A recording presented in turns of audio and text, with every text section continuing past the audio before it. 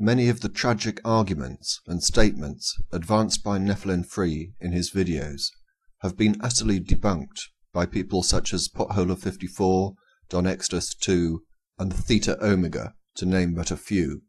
I have never made a video about Nephilim before, partly due to the fact that I cannot bear to watch or listen to him for more than a minute without being overcome by a sense of nausea. However, having been alerted to his most recent video, Tough on the Truth, I felt duty-bound to make this video, and to inform anyone that may seek to debunk him that they are wasting their time. Why? Because he is clearly suffering from a defect of reason, such that he does not know the nature or quality of what he says. In short, Nephilimfree is insane. Here is a short clip from his video, Tough on the Truth. Elijah was walking once, and Elijah was a mature man. He was bald. He lost his hair. A group of young teenagers, probably of 12, 13, 14, 15, 16 years old, followed him around and called him, "Go up thou, old baldy, old baldy." And they mocked him and they laughed at him. "Some prophet of God you are. Yeah, where's your God now, sporty? Huh? Where's your God now, baldy?" And God sent 2 female bears charging out of the woods. And they killed every one of those kids.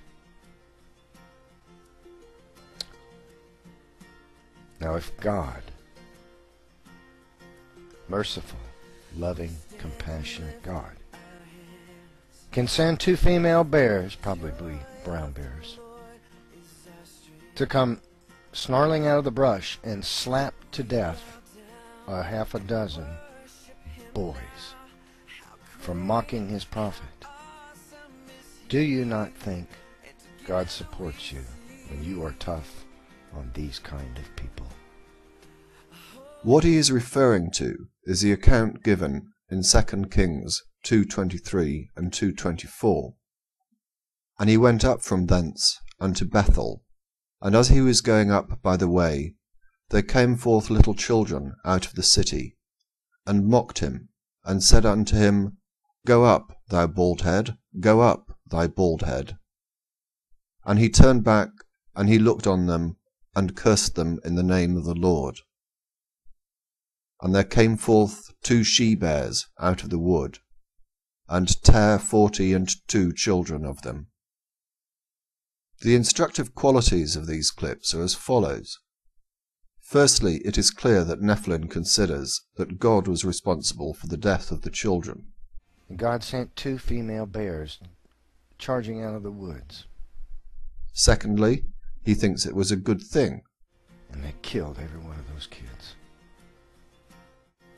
Merciful, loving, compassionate God.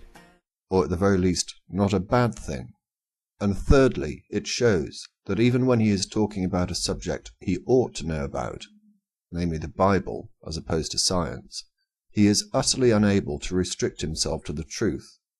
What neurological disorder afflicts him such that he does not feel bound by reality and truth is beyond me. But here are a few examples of what I mean. A group of young teenagers, probably of 12, 13, 14, 15, 16 years old,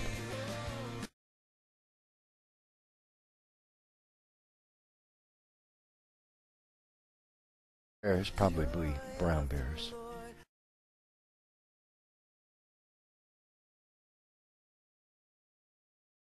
snarling out of the brush and slapped to death a half a dozen boys.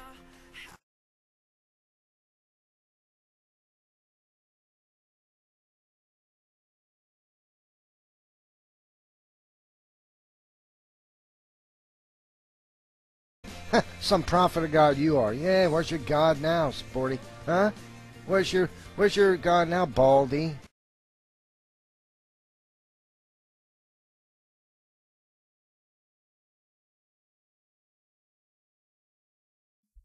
But leave aside his inability to be truthful.